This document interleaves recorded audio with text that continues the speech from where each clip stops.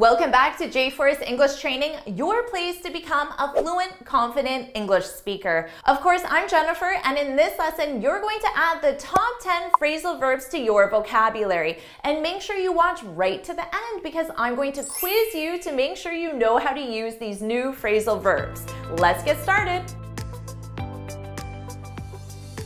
Phrasal verb number 1, to act on. This simply means to take action, so to act, but you act on specific information, advice, or recommendations that you've received. For example, the manager acted on the findings of the report. So of course, in this report, there's lots of information and advice, and if you act on that information, the manager acted on the findings of the report. Or in a meeting, you might suggest to your coworkers, we need to act on the recommendations. We need to take action. Outside of the workplace, you might say, we need to act on the advice from our financial analyst. So they gave you some advice, you need to act on it. Number 2, to bargain for. To bargain for, this is when you expect something to happen, but that something is usually negative. So you expect something negative to happen. Now, notice the sentence structure here because we most commonly use this phrasal verb in the negative form. We hadn't bargained for such a high interest rate.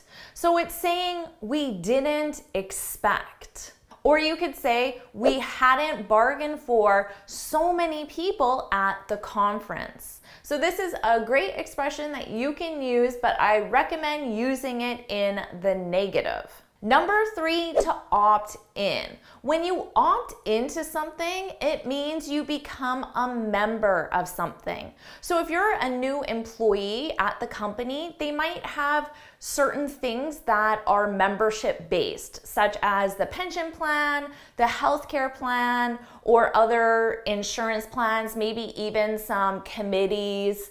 And if you want to be a member, you need to opt in.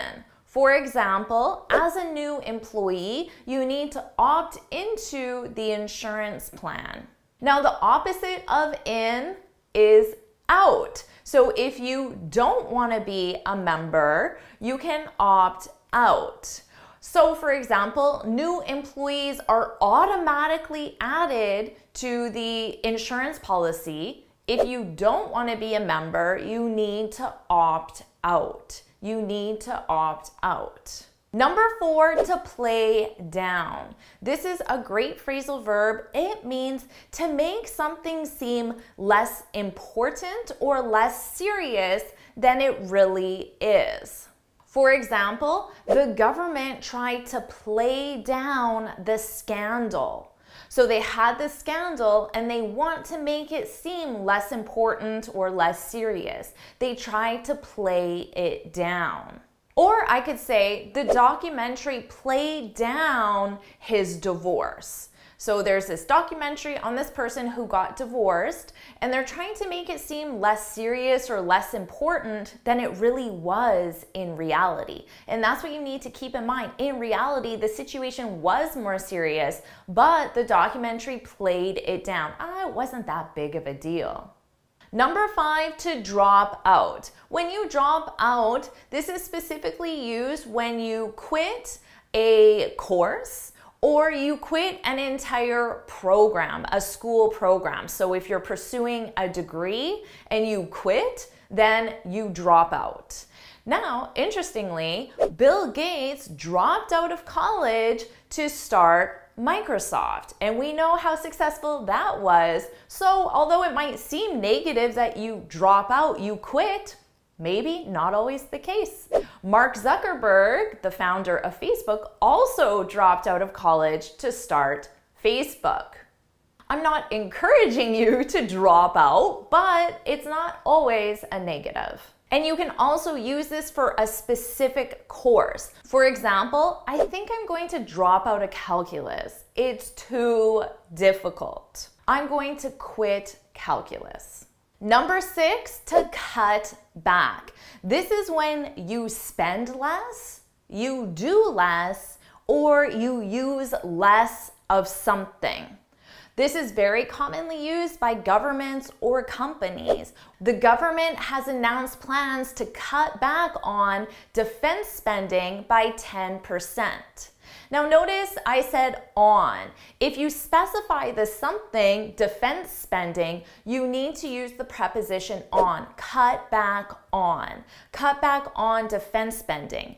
I could also just say the government announced plans to cut back. In that sense, it's just reduce spending, spend less, and then you have to clarify, well, cut back on what?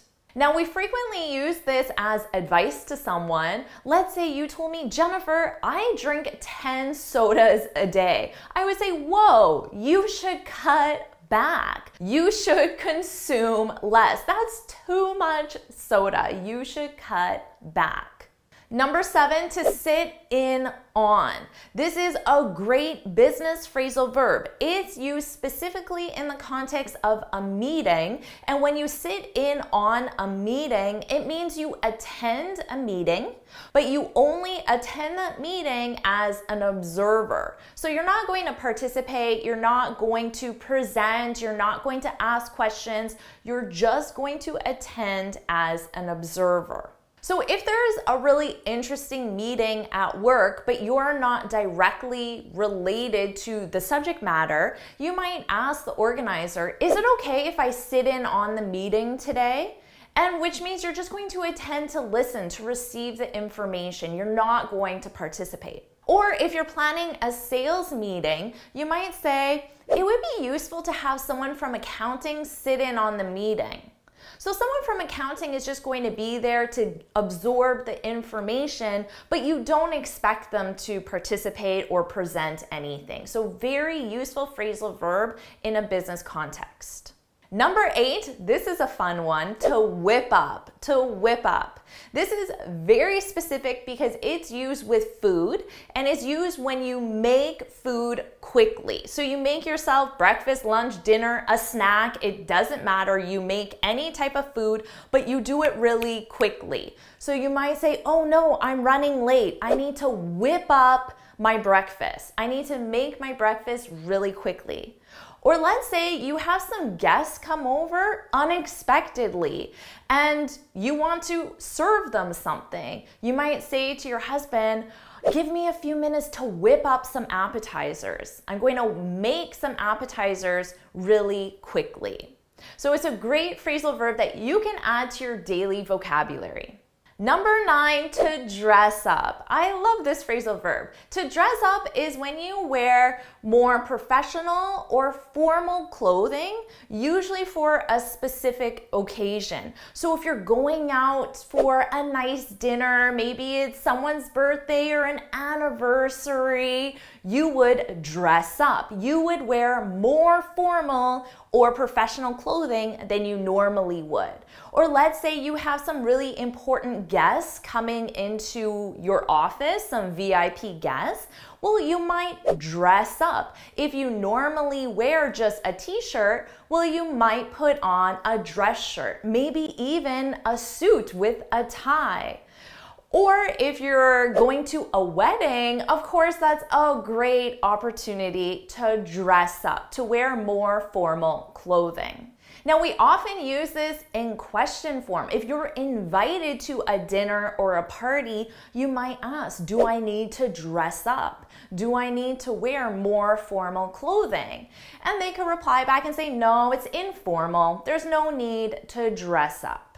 And number 10, to get at something. When someone is getting at something, they're trying to explain or express something specific. We commonly use this in question form. Let's say your coworker is talking to you and they're talking about a meeting that you have, but you're not really sure what they're trying to express to you, what they're trying to explain. You could say, I'm not sure what you're getting at. I'm not sure what you mean. I'm not sure what you're trying to explain. I'm not sure what you're getting at. Now, we also use this when we're trying to explain something and the explanation isn't going too well. And then we can say, what I'm trying to get at is we need to cut back. What I'm trying to get at is, and then you state what you mean, what you're trying to explain. So now you have 10 new phrasal verbs that you can add to your vocabulary. Are you ready for your quiz? Here are the questions. Hit pause, take as much time as you need, and when you're ready, you can hit play and see the answers. So how'd you do with that quiz? Was it easy? Was it difficult? Well, let's find out. Here are the answers. Hit pause and you can compare your answers to see how well you did. So how'd you do on that quiz? Make sure you share your score in the comments below. And if you got any wrong, don't worry, you're still learning. Just do some example sentences in the comments below. And if you found this video helpful, please hit the like button, share it with your friends, and of course, subscribe. And before you go, make sure you head on over to my website, jforrestenglish.com, and download your free speaking guide. In this guide, I share 6 tips on how to speak English fluently and confidently. And until next time, happy studying!